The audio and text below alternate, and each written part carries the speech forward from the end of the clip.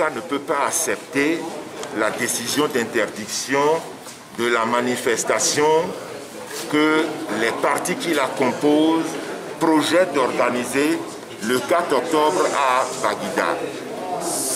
Parce que l'administration nous a signifié une interdiction. Elle a motivé sa décision en 3 points. Nous estimons que les mobiles utilisés par l'administration pour motiver sa décision sont irrecevables. Nous n'acceptons pas la décision de l'administration. Nous le lui avons fait savoir à travers une lettre-réponse en disant que l'administration dit que la Covid-19 est une raison et que le meeting que nous organisons ne peut pas permettre de respecter les mesures barrières. Nous disons non. Le Togo, comme les autres pays, doivent apprendre à vivre avec la Covid-19. Dans les pays occidentaux, qui sont les grands foyers de contamination de cette maladie, les manifestations publiques des partis politiques et des organisations de la société civile sont acceptées. Et même quand nous revenons au Togo, les marchés sont ouverts, les lieux de culte sont ouverts, les écoles sont ouvertes. Alors pourquoi on empêcherait un meeting, surtout dans un quartier périphérique, des organisations politiques? Nous ne pouvons pas accepter ça. Monsieur le coordonnateur, vous savez que qui parle de meeting parle d'un monde imprévu attendu à cette manifestation. Oui, mais est-ce que le nombre que nous attendons peut être au-dessus du nombre que le port autonome de Lomé engrange tous les jours? Est-ce que nous pouvons être au-dessus du nombre que le marché d'Adaoulato, que nous surnommons le grand marché, engrange tous les jours? Donc le mobile de la Covid-19 est fallacieux. Il n'est pas vrai, c'est un alibi que l'État utilise pour exprimer sa mauvaise volonté, ou en tout cas sa volonté de ne pas laisser les partis politiques exercer leurs activités. La deuxième raison, c'est qu'on dit que la DMK n'a pas de base juridique. Cet argument, il est éculé, il est anachronique, parce qu'on l'a utilisé pour toutes les autres organisations, notamment le CST, Arc-en-Ciel, le CAP 2015, même la C14. Cet argument ne tient pas la route et le meeting, la manifestation est lancée par les partis politiques regroupés au sein de la DMK. Il faut faire la nuance que ce n'est pas la DMK qui lance la manifestation, mais ce sont les partis politiques.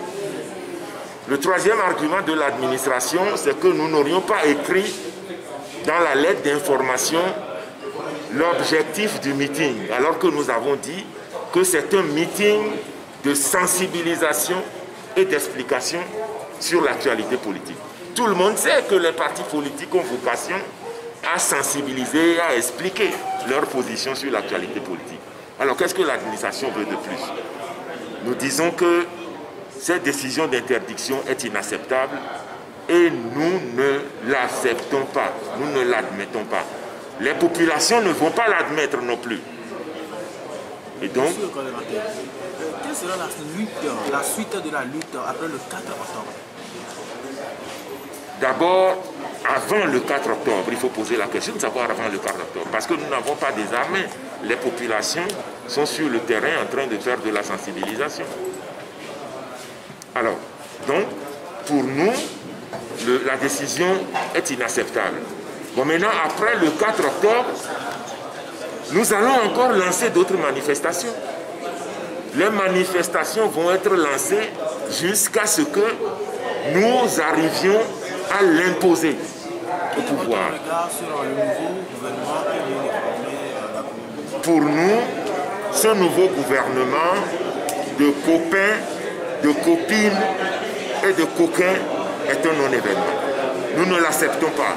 Nous ne pouvons pas accepter ce gouvernement parce que nous estimons qu'on a pris les mêmes personnes et on veut recommencer la même chose. Normalement, On forme un gouvernement juste après une élection présidentielle, c'est la coutume. Ça n'a pas été fait, on a attendu 6 mois après, et voilà ce qu'on nous a servi comme gouvernement. Qui peut être quelqu'un de sérieux dans ce pays et accepter ce gouvernement?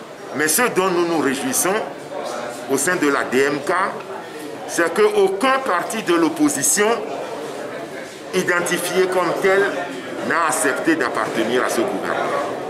Les opposants ont boycotté ce gouvernement. Ils n'ont pas accepté d'entrer dans ce gouvernement. C'est pour cela que nous pensons que l'attitude affichée par les partis de l'opposition est la preuve qu'il existe une opposition et que les partis qui la composent peuvent encore se retrouver pour travailler ensemble pour la continuation de la lutte.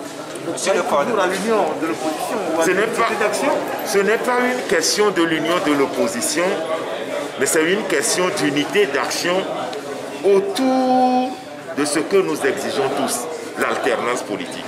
Nous pensons que, quelles que soient les différences, et les différences, s'il y en a, nous pouvons les transcender, surtout que tout le monde a affiché qu'il n'est pas avec ce gouvernement, personne au sein de l'opposition n'est entré dans ce gouvernement, et que par rapport à ça, l'unité d'action peut être encore discutée au sein de l'opposition et qu'elle peut être réalisée.